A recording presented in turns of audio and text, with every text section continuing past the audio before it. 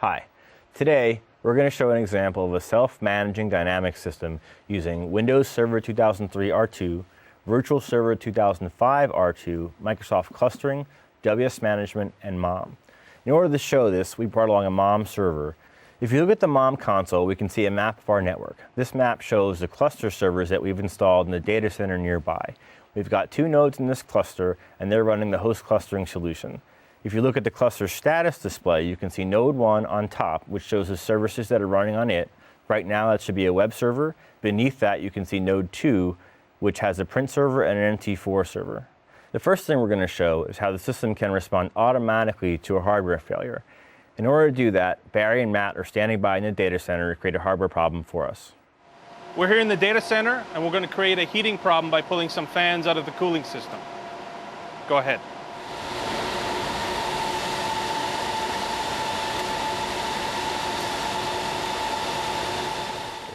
Now that the fan's been removed, there's a hardware problem. Eventually, this could turn into a serious heat problem, so Mom's going to automatically resolve the situation. Right now, we're monitoring the system from both a hardware and a software perspective. This means that with wsmanagement, we're able to detect problems like this from the hardware or the operating system. Now, as Mom detects this, it's going to do the automatic migration. Okay, now that it's already happened, we're going to go ahead and look at the Mom console again. We can see that cluster serve 1 now has a red X on it, indicating a problem. Now I'm going to go ahead and I'm going to look at the alerts for this node and examine the situation. If we look at this alert, we can see the description here is 1 or more fans are reporting a failure. Now that's obviously because we took one out of the chassis. Now I'm going to go ahead and I'm going to look at the history tab on this alert, and what I'm going to see is that the service automatically moved the web service from node 1 to node 2. Now this is a case where we've been able to automatically migrate without any intervention from the administrator. Now while this happened, another thing happened that we'll take care of. Node 2 actually is now reporting an error as well. So if we investigate that, we'll see there's a CPU load exception. Now what that means is that for too long of a time, the CPU load was too high. Now we know why this happened because we moved the service from node 1 to node 2 because of the hardware problem. Now we're going to have them put the fan back in and resolve that problem. So we're going to go ahead and move this service back from node 2 to node 1 to restore things back to a normal state. I'm going to go ahead and click a MOM task, which is going to manually move this from node 2 back to node 1 and restore things to a working status. So far, we've seen how this solution can provide an automated ability to recover from any kind of problem. Now, in both cases, both the CPU and the hardware problem, there was time for the system to save state before it migrated to another server. Now we're going to have a look at a situation where that isn't possible. So if a machine were to simply just disappear off the network with no warning, the system will still be able to recover.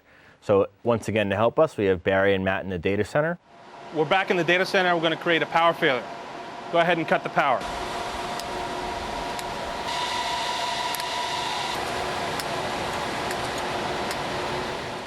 So now we can see on the cluster server status pages the situation. We can see that node 1 is now down, the screen is completely black, and node 2 is still up and running.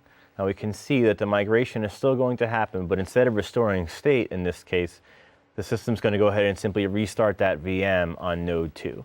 Now you can see that restarting on node 2 right now, and if we go ahead and switch and look to the cluster administrator on our MOM console, we can actually see the status in a little more detail.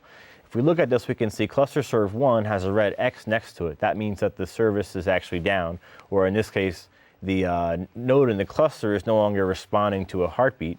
And if we look at cluster 2, we can see that it currently has all the resources assigned to it. You can see the web server script is now attached to cluster serve 2. Now we've seen a few examples of how the Microsoft host clustering solution can provide a high availability system for virtually any application. Now, as you notice, these applications don't necessarily need to be aware of the clustering system running below them.